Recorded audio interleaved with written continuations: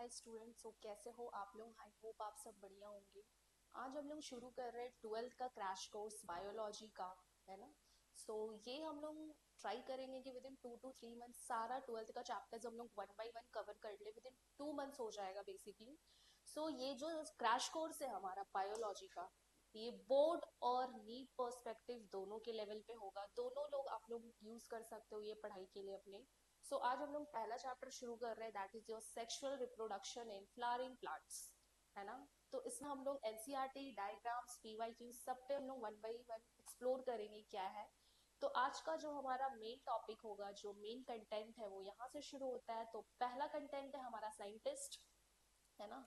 पंचनन माहेश्वरी पहला कंटेंट है हमारा साइंटिस्ट के बारे में, जो कि अब नीट में साइंटिस्ट के बारे में भी क्वेश्चंस पूछे जा रहे हैं। हम लोग पहला चैप्टर पहले यूनिट से शुरू करेंगे। और ट्वेल्थ का जो हमारा पहला चैप्टर है that is your sexual reproduction in flowering plant. So let's get started. Okay. So इस साइंटिस्ट के बारे में पढ़ते हैं कि इन्होंने अपना क्या कंट्रीब्यूशन दिया था। तो इनका कंट्रीब्यूशन से हम लोग इसमें क्वेश्चंस भी आए हैं। Will be starting of.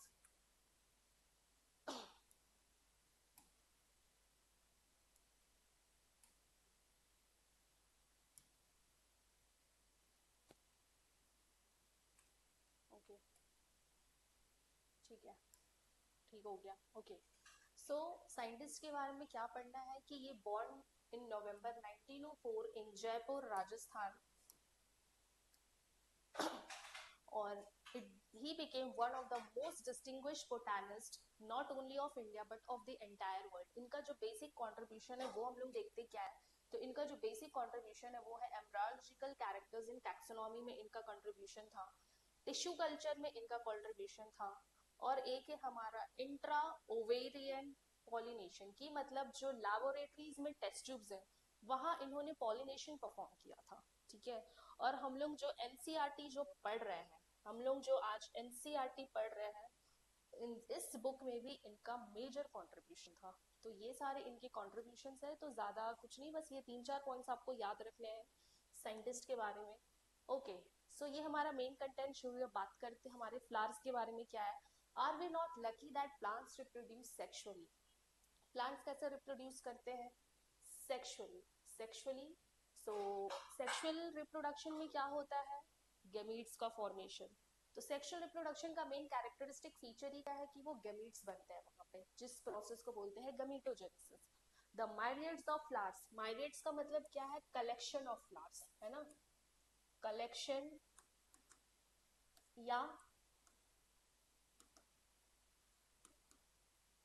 Variety of flowers, जो बेसिकली हम लोग बुके में देखते हैं, कहीं फंक्शन में जाते हैं बुके लेकर जाते हैं, तो उसमें जो कलेक्शन और वेराइटीज जो प्रेजेंट है उन्हें हम कहते हैं माइरियड्स ऑफ फ्लावर्स।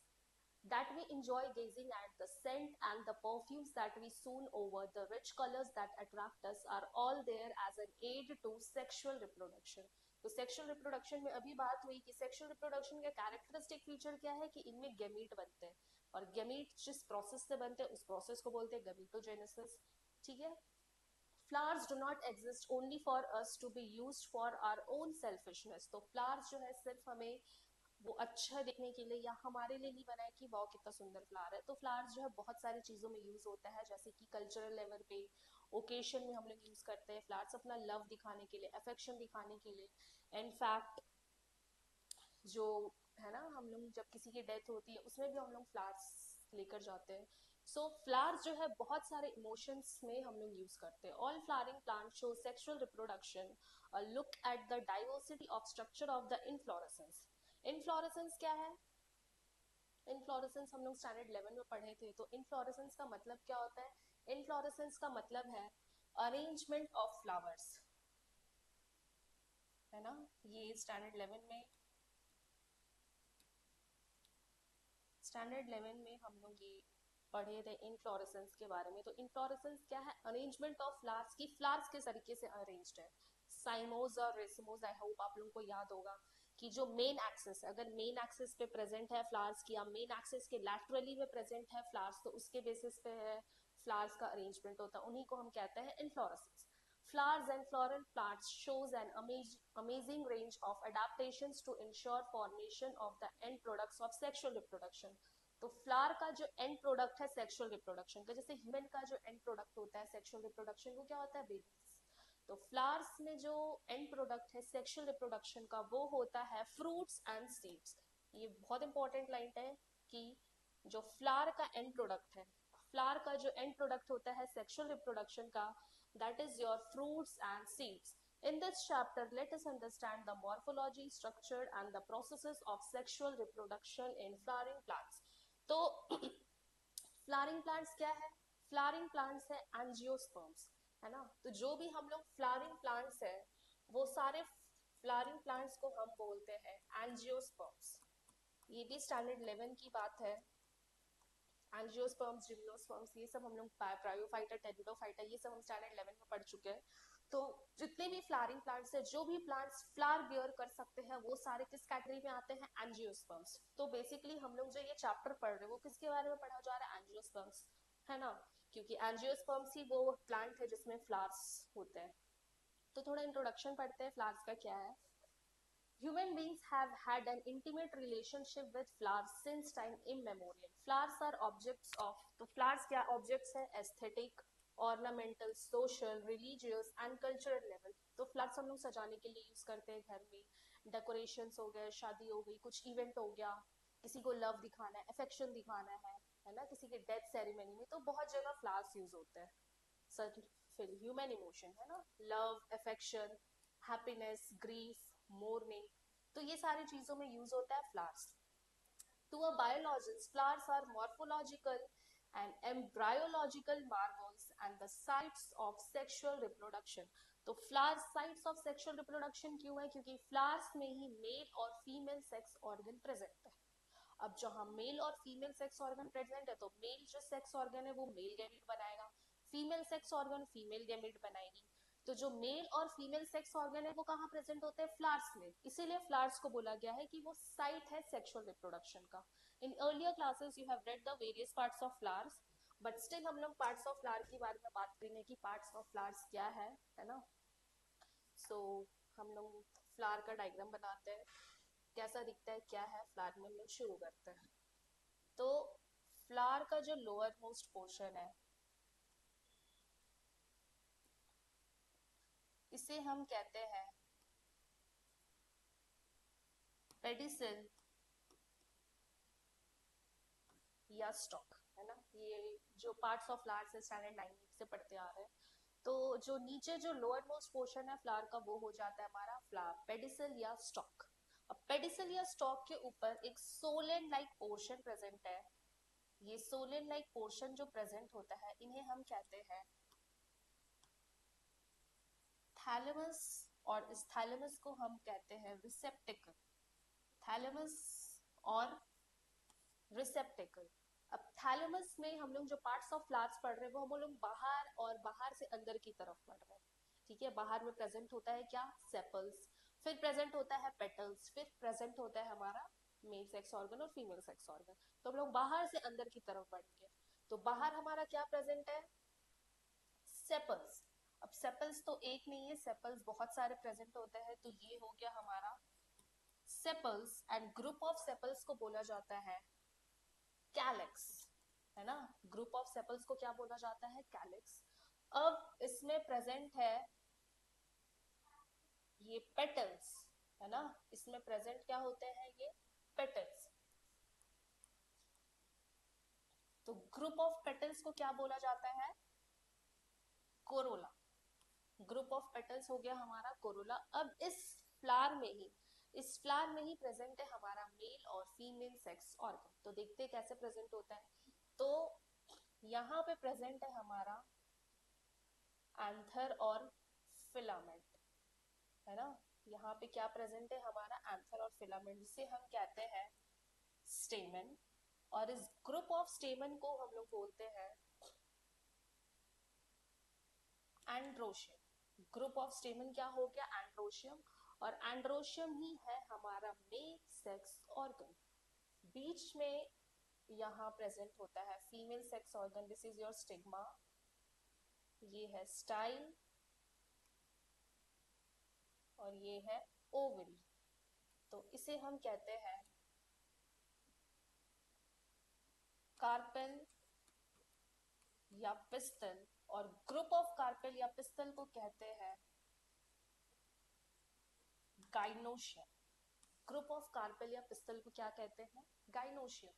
तो ये जो एंड्रोशियम है ना, ये जो एंड्रोशियम है और ये जो गाइनोशियम है, तो एंड्रोशियम क्या है हमारा? मेल सेक्स ऑर्गन, और गाइनोशियम क्या है? Female sex organ. तो ये हमारा दो सेक्स ऑर्गन है, ये फ्लावर्स में प्रेजेंट है। अब हम लोग बात करते हैं थोड़ा एंड्रोशियम और गाइनोशियम। तो एंड्रोशियम और गाइनोशियम है, ठीक है, जो एंड्रोशियम और गाइनोशियम है, इस एंड्रोशियम और गाइनोशियम को बोला गया है essential word. Androecium and gynoecium.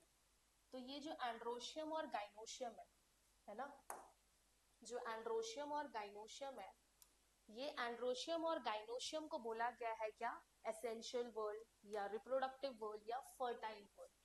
Fertile world क्यों है? क्योंकि इनमें ही मेल और फीमेल सेक्स ऑर्गन प्रेजेंट है, यहीं पे बनेगा हमारा गेमीट, तो ये फर्टाइल हो गया। फिर ये है हमारा एसेंशियल वर्ल्ड, या फिर इसे हम कहते हैं रिप्रोडक्टिव वर्ल्ड। और ये जो एंड्रोशियम और गाइनोशियम है, ये डायरेक्टली पार्ट लेता है किसमें? ये डायरेक्टली पार्ट लेता है, दे directly take part in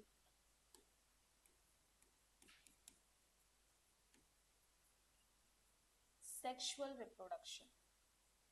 directly क्यों पार्ट ले रहा है? क्योंकि मेल और फीमेल सेक्स ऑर्गन यही है, एंड्रोशियम और गाइनोशियम। तो ये क्या कर रहा है? डायरेक्टली पार्ट ले रहा है सेक्सुअल रिप्रोडक्शन में, यही बनेगा हमारा मेल और फीमेल गैमीट, है ना। अब जो हमारा कैलिक्स और कोरोला है, ठीक है, तो जो हमारा कैलिक्स और कोरोला है, कैलिक्स और कोरोला के बारे में बात करते हैं। तो जो कैलिक्स और कोरोला है, ये है हमारा स्टेराइल पार्ट, है ना, ये स्टेराइल पार्ट है, या फिर इसे हम क्या बोल सकते हैं? नॉन एसेंशियल वर्ल्ड, या फिर है ये हमारा नॉन रिप्रोडक्टिव वर्ल्ड। ये आप लोग एनसीईआरटी के बुक में या जो कॉपी लेकर आप लोग नोट्स लेकर बैठते हो, उसमें आप लोग ये पॉइंट्स लिखते जाओ। एक्सेसरी वर्ल्ड, और ये क्या है? ये डायरेक्टली पार्ट नहीं ले रहा है सेक्सुअल रिप्रोडक्शन में। तो ये कैसे पार्ट ले रहा है? ये इनडायरेक्टली पार्ट लेता है ना, ये इनडायरेक्टली टेक पार्ट इन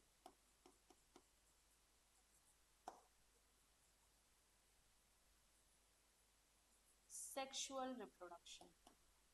तो ये हो गया हमारा पार्ट्स ऑफ फ्लावर्स के बारे में, जो कि है पेडिसल या stalk, thallus, sepals, petals, stamen और कार्पेल एंड पिस्टल। तो ये है हमारा पार्ट्स ऑफ फ्लावर्स। अब एनसीईआरटी में एक लाइन लिखी गई है, एनसीईआरटी में एक लाइन क्या लिखी गई है? तो एनसीईआरटी में लाइन ये लिखी गई है दैट जो प्लांट्स है उसमें जो है वो चेंज होता है, प्लांट में कुछ चेंजेस होते हैं।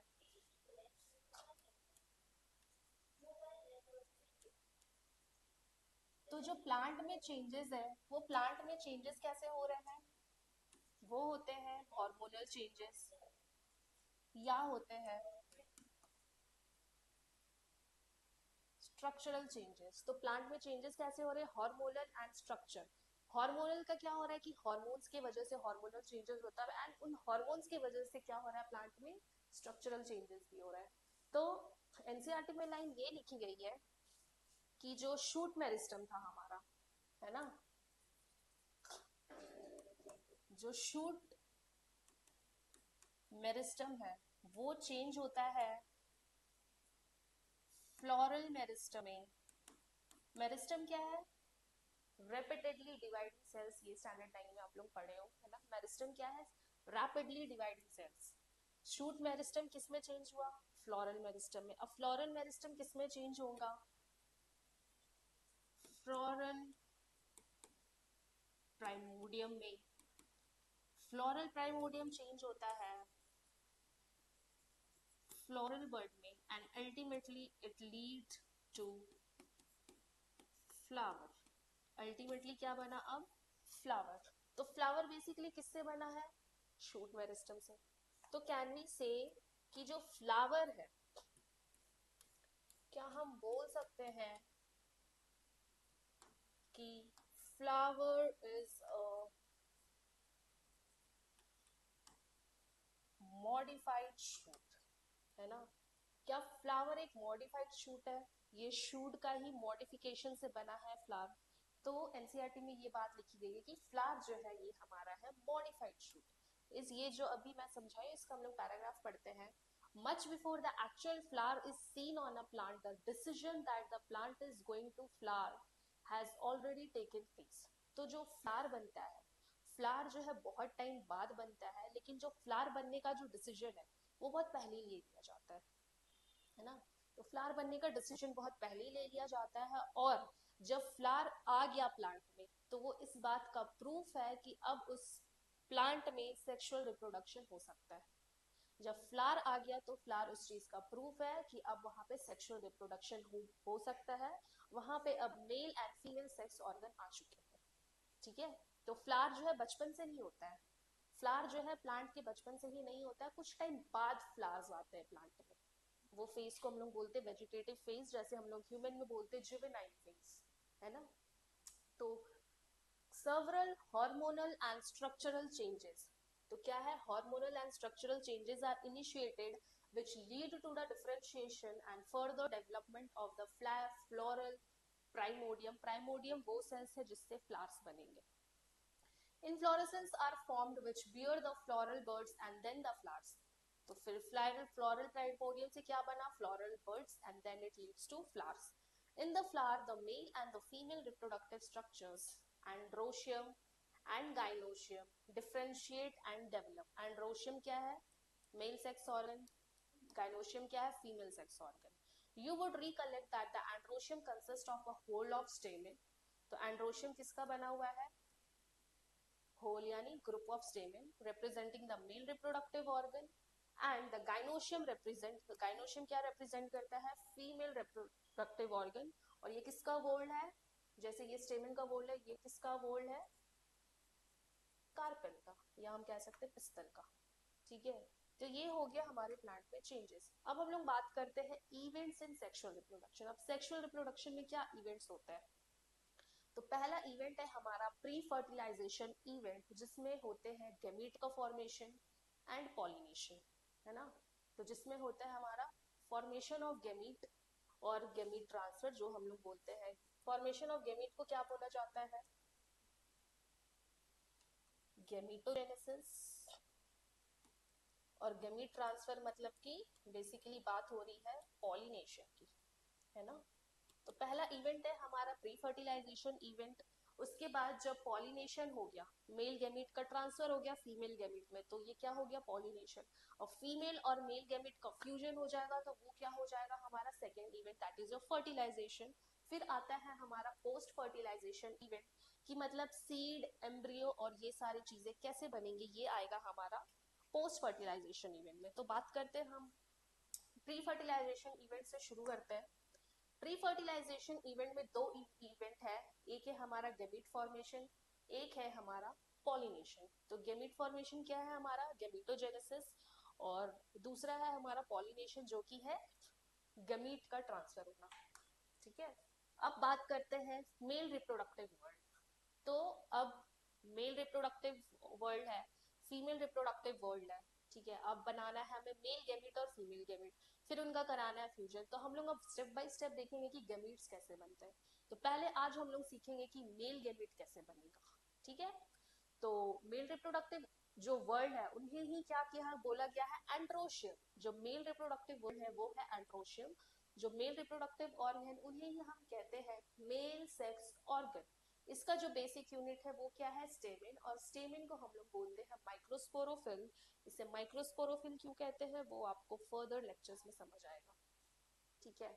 तो बात कर रहे हैं अब हम लोग स्टेमिन के बारे में। अब स्टेमिन क्या है, स्टेमिन किस चीजों से बना है, स्टेमिन बना है एंथर से और फिलामेंट से। अच्छा, पार्ट्स ऑफ फ्लावर में एक चीज बताना है, फॉरगॉट, कि ये जो पार्ट्स ऑफ फ्लावर है, अच्छा इसमें ही मैं कवर करूँ, ठीक है। एंथर और फिलामेंट के बारे में बात करते हैं। तो अब एंथर और फिलामेंट क्या है कि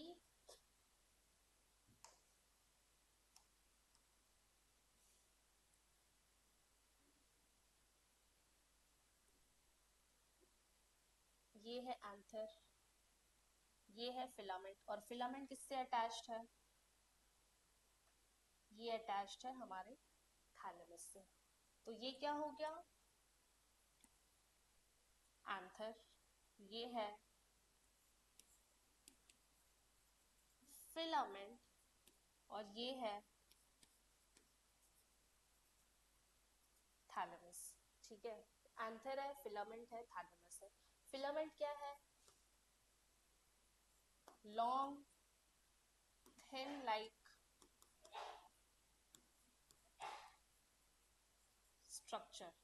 फिलामेंट क्या है, फिलामेंट है हमारा लॉन्ग थिन लाइक स्ट्रक्चर, और एंथर क्या है, यहीं पे बनेगा हमारा माइक्रोस्पोर्स, और वही फर्दर डेवलप होकर बनता है क्या है, पोलन ग्रेन्स, ठीक है।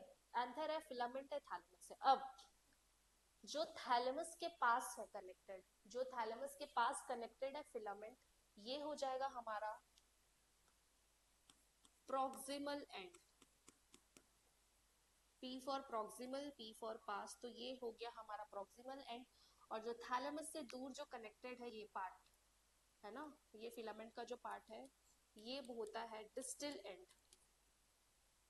ये क्या हो जाता है हमारा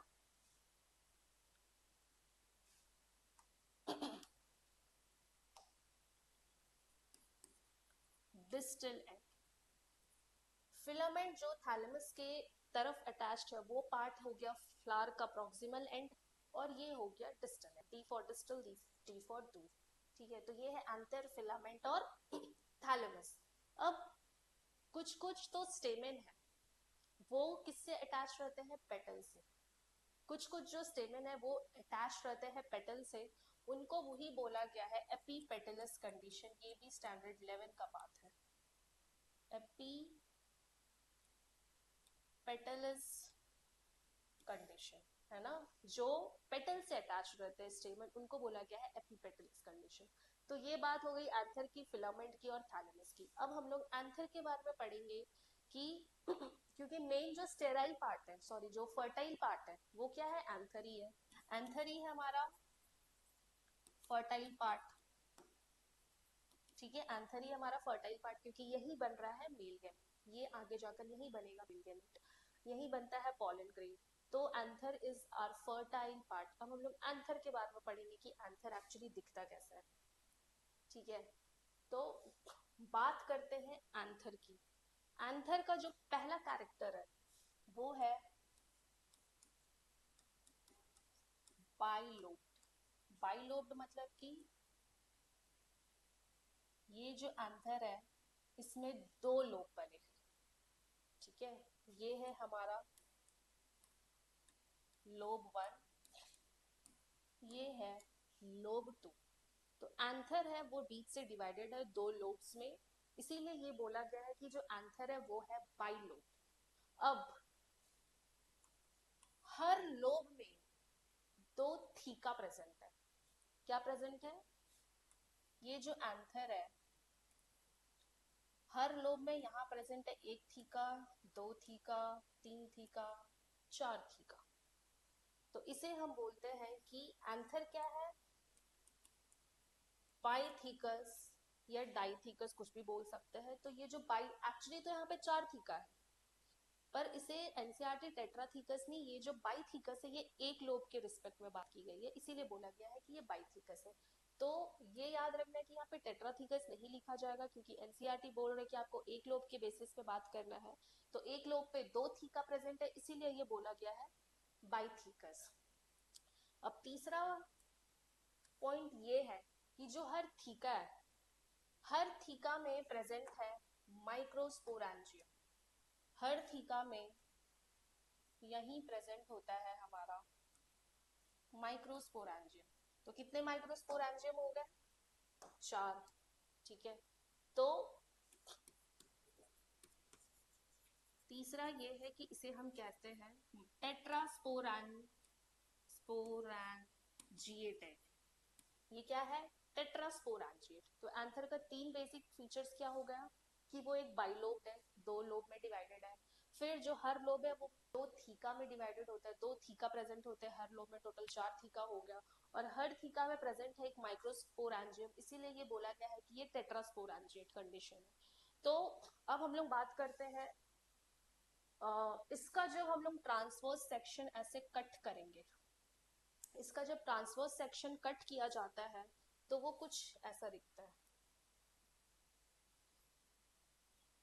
ठीक है, इसका जब ट्रांसवर्स सेक्शन कट किया जाता है एंथर का, तो ये कुछ दिखता है ऐसा, जिनमें आपको यहाँ पे ये 4 थीका दिखेंगे और ऐसे करके, और इनमें दिखेगा माइक्रोस्पोरेंजियम।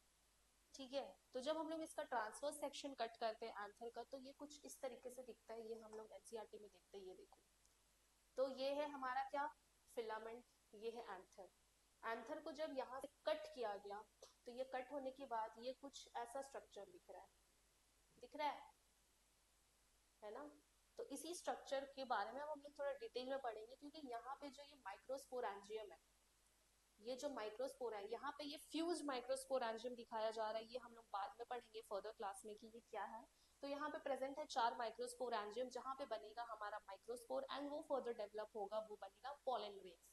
तो ये है इसका ट्रांसफर सेक्शन। तो अब हम लोग इस सेक्शन के बारे में एंथर के अंदर घुसकर अब बात करते हैं कि एंथर दिखता कैसे है।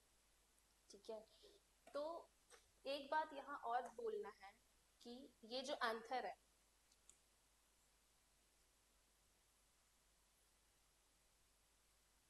एंथर है ऐसे करके हमें 4 कॉर्नर्स दिख रहे हैं। तो चौथा हम ये बोल सकते हैं कि टेट्रास्पोरेंजिएट के साथ ये है हमारा टेट्रागोनल, 4 कॉर्नर्स है, इसीलिए हम बोल सकते हैं इनको टेट्रागोनल। ठीक है, अब हम लोग बात करेंगे एंथर के वॉल लेयर्स के बारे में। तो एंथर का वॉल्स लेयर कितने लेयर से बने? तो ये जो हम लोग पढ़े हैं,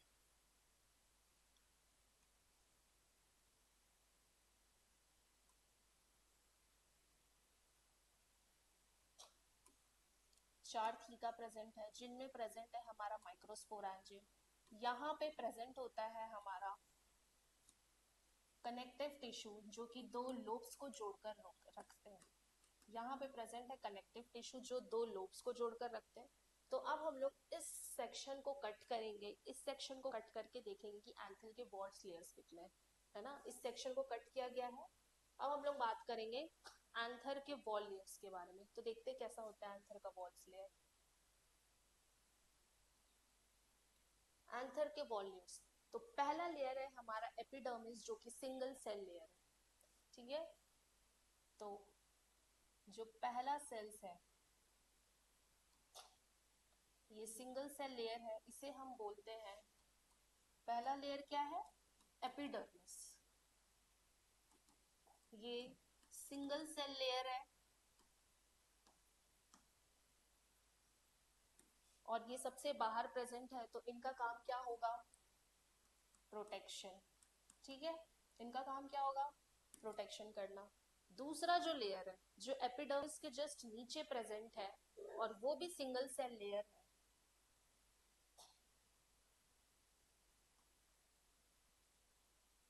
ये है हमारा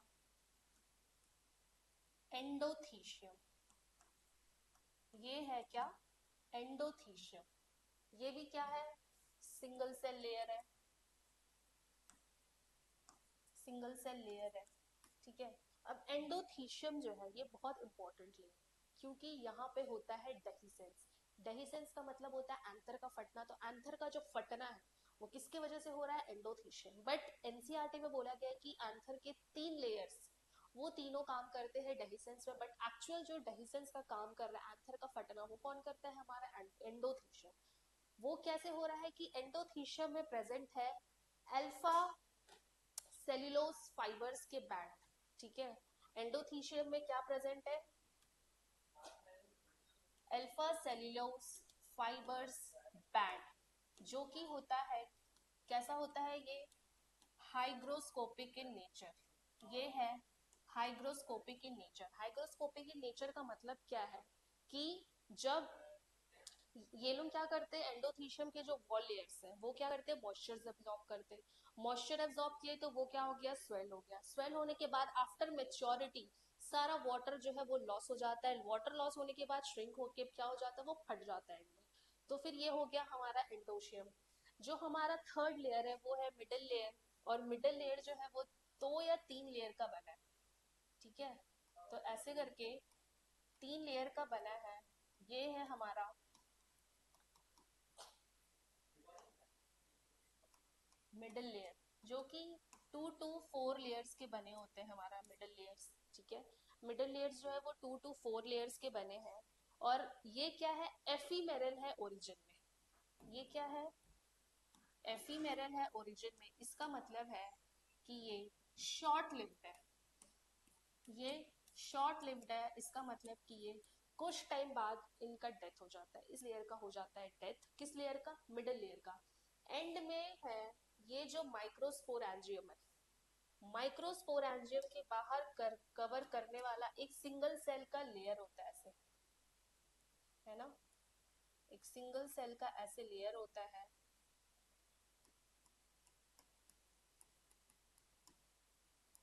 ये है हमारा मोस्ट इंपॉर्टेंट लेयर।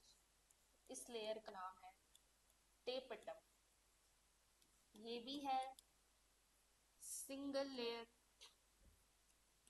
अब टेपटम के बहुत इंपॉर्टेंट काम है। टेपटम का जो मेन काम है वो है, टेपटम का हम लोग पहला काम देखते हैं। पहला काम है ये नरिशमेंट प्रोवाइड करना है। ठीक है, इनका जो मेन काम है, उनका जो मेन काम क्या है कि वो नरिशमेंट प्रोवाइड करता है। ये इनर मोस्ट लेयर है। ये क्या है?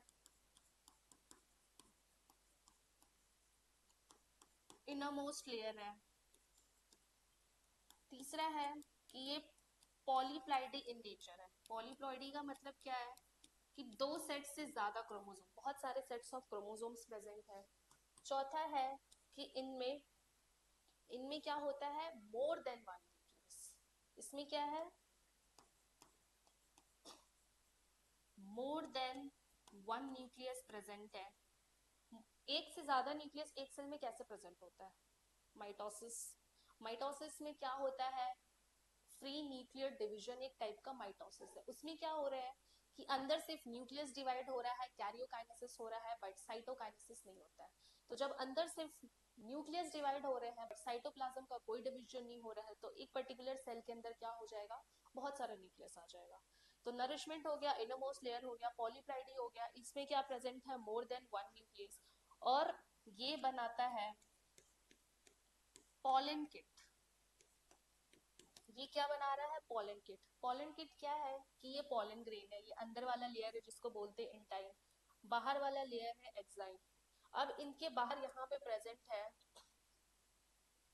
यहाँ पे प्रेजेंट होता है पॉलन किट। पॉलन किट क्या है? वो स्टिकी होता है नेचर में और इसी में आकर चिपकते हैं हमारे। यही जो पॉलन ग्रेन्स के जो बाहर का जो है, जो स्टिकी नेचर होता है, जो जाकर चिपक सकते हैं। तो वो किससे होता है? पॉलन किट की वजह से। कौन बना रहा है वो? टेपटम। तो ये है हमारे इंपॉर्टेंट लेयर्स। ये एंथर वॉल्स के जो है ये इंपॉर्टेंट लेयर्स है हमारे। तो इनके बारे में पढ़ते हैं कि क्या है ये। तो एपिडर्मिस क्या है? Outermost layer of anther है। It is single celled thick layer and it forms the outermost protective layer. Endothelium क्या है? This layer is present below the epidermis. It is single celled thick layer. During the maturation of anther, various changes takes place in different walls of cells of endothelium. The outer wall of these cells remain thick, but inner walls and radial walls become thick due to thickening of alpha cellulose fibers. तो जो बाहर वाले walls है वो thin ही रहते, but जो अंदर वाले वॉल्स है due to the thickening of alpha cellulose fibres, उनके जो अंदर वाले वॉल्स है वो क्या हो जाते हैं, थिक हो जाते हैं. कैलोस बैंड प्रेजेंट होता है, ठीक है, कैलोस बैंड प्रेजेंट होता है. At some places, callous band and fibrous thickenings are absent. These places are called stomium. तो कहीं कहीं क्या होता है, एंथर के वॉल लेयर्स में वो कैलोस के जो बैंड है एब्सेंट है, तो वो पर्टिकुलर जो पॉइंट है उस पर्टिकुलर एरिया को क्या बोला गया है, stomium. The dehiscence of anther takes place only from these places. Dehiscence of anther कौन कर रहा है, endothecium. Endothecium becomes hygroscopic in nature due to the presence of fibrous thickening. It helps in dehiscence of anther. Middle layer क्या है, middle layer consist of parenchymatous cells. This layer is 1 to 3 celled thick layer.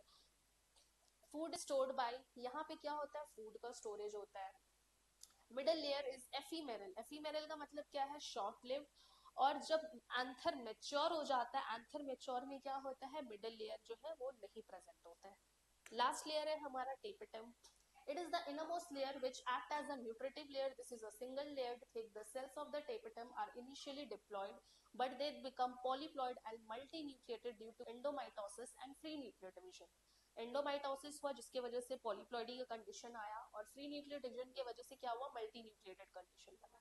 Tapetum absorbs food from the middle layers and provide nutrition to the microspore mother cells, all developing microspores. तो tapetum जो है वो दो type के, ये थोड़ा extra information है ना. अमीबॉइड टेपेटम है, एक होता है ग्लैंडुलर टेपेटम. अमीबॉइड टेपेटम क्या है कि ये प्रिमिटिव एंजियोस्पर्म्स में देखने को मिलते हैं. Such type of tapetum absorbs all food from the middle layers, and this type of tapetum provides nutrition to the developing microscopes after degeneration. Glandular क्या है, ये थोड़ा एडवांस टाइप ऑफ टेपेटम है जिसका लेयर्स अभी हम लोग पढ़े. It does not degenerate quickly. It absorbs nutrient from the middle layers and secrete into the microsporangia, जिसको pollen sacs बोलते हैं. ठीक है. Usually it is found in most of the flowering plants. Before degeneration of cells of tapetum, they form special granules called proboscis bodies. Here they are surrounded by sporopollen and now they are called proboscis bodies. और ये हम लोग next class थोड़ा और detail में पढ़ेंगे.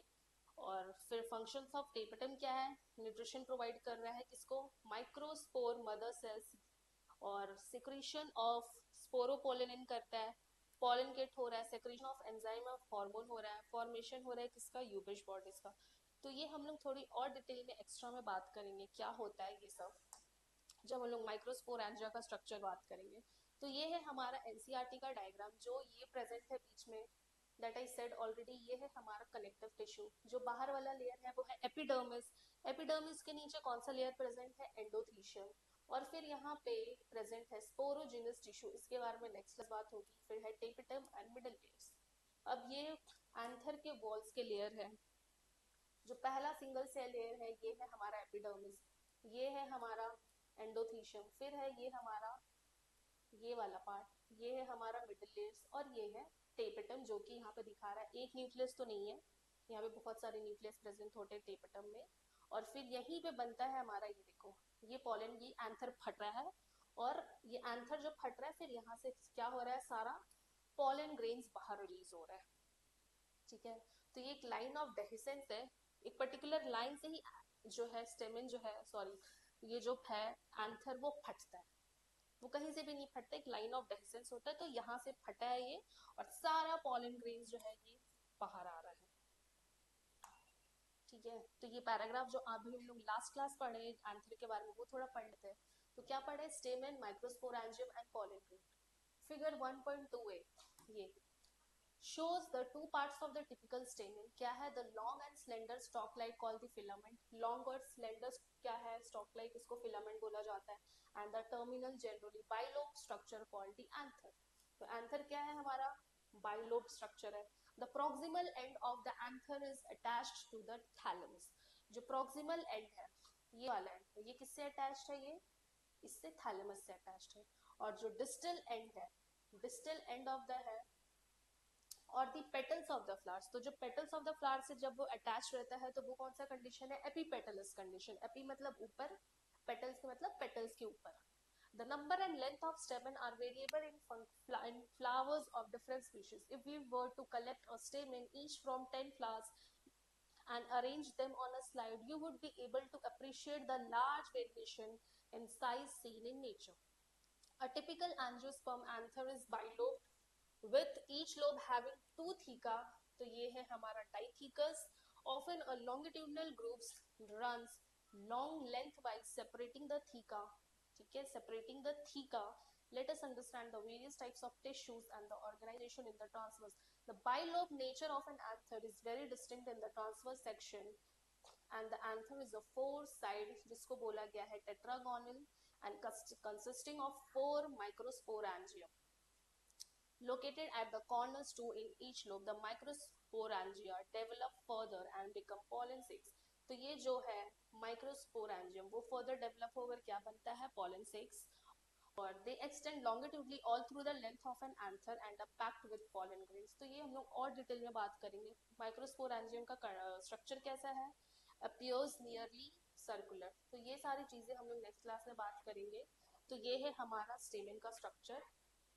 ठीक है, तो this was all of today's class. So thank you. I hope आप लोगों को ये लेक्चर समझ आया होगा. Please like and subscribe if you like this video. Thank you.